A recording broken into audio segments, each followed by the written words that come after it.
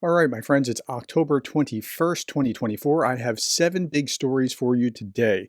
So we're going to start with the Moldovan election. This matters, especially if you're focused on things like Ukraine, because Moldova and what happens there, what happens in Georgia, it all matters because this is also part of Russia's former sphere of influence and they're breaking away. Moldova has completed its elections with preliminary results in showing that the incumbent president Sandu is currently leading after processing 18% of the ballots. Now, this was 24 hours ago as I'm recording.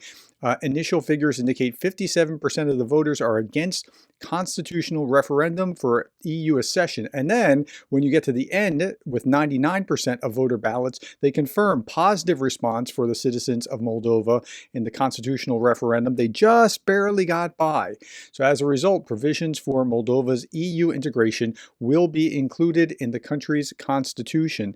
So now, I'm a conservative, as I've made it very clear to you again and again. I thought Brexit was a good idea. I know some of you disagree. But I also think that this is a good idea for EU integration for Moldova for a whole different reason, because they need that EU integration where Britain, I don't think, does need the EU integration. I know good people will disagree. You can put it in the comments below. But I very much support EU integration for Ukraine and Moldova because they have a neighbor that is Russia. Okay, with 95.4% of the votes counted, Moldova's first round presidential election, Sandu had 42% to all the others that were there, so she was sitting very well. Okay, the people of Moldova, says Sandu, have spoken. Our EU future will now be anchored in the Constitution. We have fought fairly in an unfair fight and won. But the fight isn't over. We will keep pushing for peace, prosperity, and the freedom to build our own future. And what's she talking about? Fight in an unfair what? Okay, so she also said yesterday, we have clear evidence that these criminal groups aim to buy 300,000 votes, a fraud of unprecedented scale. Their objective was to undermine a democratic process. Their intention is to spread fear and panic in the society. Didn't work. But Peskov's not very impressed with that. Kremlin spokesperson Dmitry Peskov, commenting on the preliminary election results in Moldova, noted that many people are not supporters of Sandu's ideology, claiming this deserves attention. We need to look into that. Maybe there's voter fraud. Well, there certainly was voter fraud, but it came from your side. Okay. Next. Skipping over to Georgia. Yesterday, there was this huge rally in Georgia. Tens of thousands of people protested in Tbilisi, Georgia on October 20th against the ruling Georgian Dream Party, which has been accused of being Russia-friendly ahead of these elections. So you see these masses of people. Their election is coming up. Their election is, I think, the 26th. It's near the end of the week. So it is quite possible that Russia could lose Moldova from its sphere of influence and Georgia in a meaningful way from its sphere of influence within about a week's time. So that's pretty significant what we see here in Georgia. Okay, moving on. Poland. Poland will push for stronger sanctions on Russia during its presidency of the EU Council, which starts in January of 2025. Warsaw aims to tighten controls on Russia's energy imports, including fuel and liquefied natural gas. With support from several EU countries, the focus will be on transparency in the energy supplies and addressing sanctions circumvention. Now, nothing's happening right now because Orban is at the helm of the EU Council. Hungary may oppose future sanctions. Ukraine is optimistic that Poland will drive decisive action to limit Russia's war capabilities. So Hungary is like a fifth column within, working on behest of the Russians, but hopefully the ship will be righted very shortly.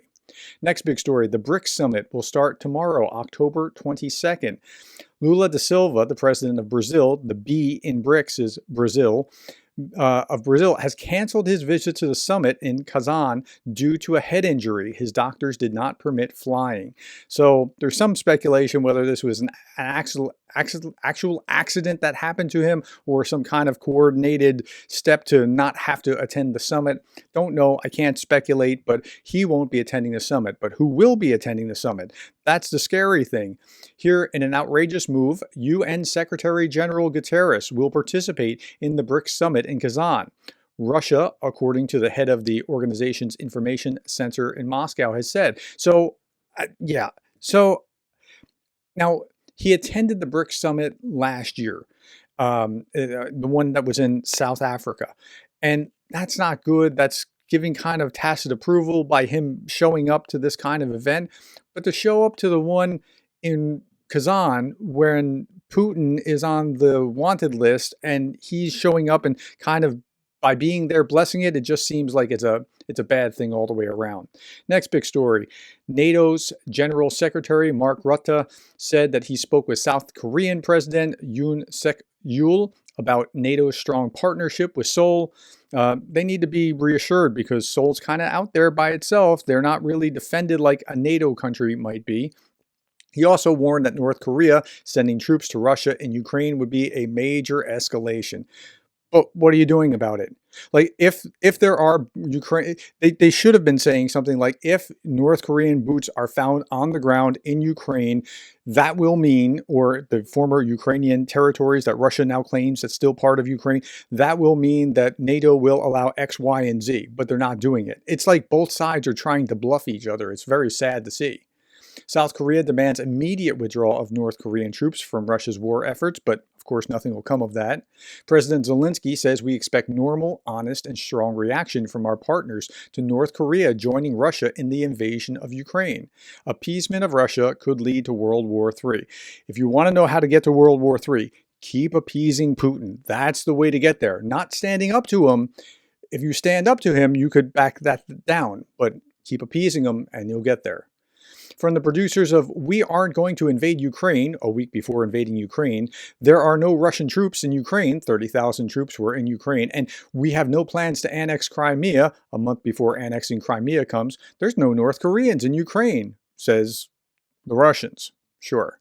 Okay, now a week ago, well, not quite a week ago, I talked about the North Koreans that tried to defect from the front lines. They were like 7 kilometers or 14 kilometers, I don't remember what it was, from the front lines of Ukraine. Here's the rest of that story. North Korean troops who attempted to flee their positions in the Kursk region may be involved in assault operations against Ukrainian forces. Kyiv Post sources from the Defense Intelligence reported 18 servicemen from North Korea who attempted to escape were detained by Russian forces in the Komensky district of the Bryansk region. About 40 DPRK, that's North Korean, military instructors and about 50 Russians were stationed in a forest near Kolechek in the Komensky district of the Kursk region. The North Koreans trained Russian troops in using balloons for military purposes, while the Russian personnel instructed the North Koreans in modern infantry combat. After completing their training, the North Korean servicemen were left in a forest near Kolechek in the Komensky district for several days without food or instructions about their future plans. On October 14th, some of them chose to leave their positions in search of Russian command. 2 days later, on October 16th, missing servicemen were located and detained by Russian forces approximately 60 kilometers from their escape point. Sources indicate all 40 North Korean servicemen stationed in Komensky district have now been moved. I bet they've been moved. Won't it be embarrassing if North Korean soldiers actually escape to the Ukrainian lines and try to get away?